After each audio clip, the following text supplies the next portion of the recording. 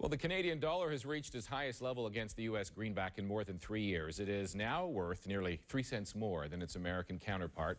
Great news, of course, for some, but not so great for others. Our Sean O'Shea looks at the impact of a soaring loonie now. What's significant about it is at full capacity, it's the equivalent of a jet engine taking off. Talk about a subwoofer.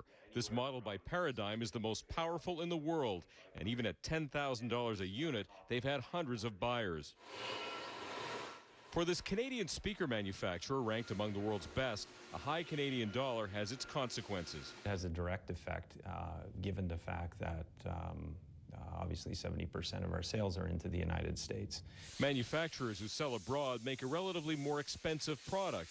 The only way to stay competitive, raise prices, cut costs, or trim profits.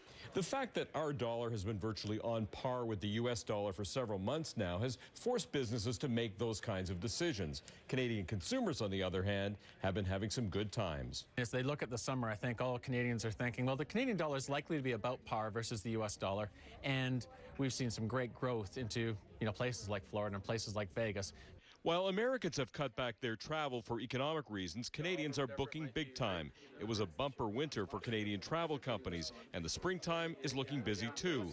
Our dollar simply goes farther these days, not just against the U.S. dollar, but against the British pound and the euro. And they come back and they've just felt good. They go out for dinner. Dinner isn't as much as you thought it was. You're not tacking on an extra 20 or 30%. But if you're building speakers like Paradigm is, or anything else for export, every rise in the dollar is one more challenge that you've got to live with.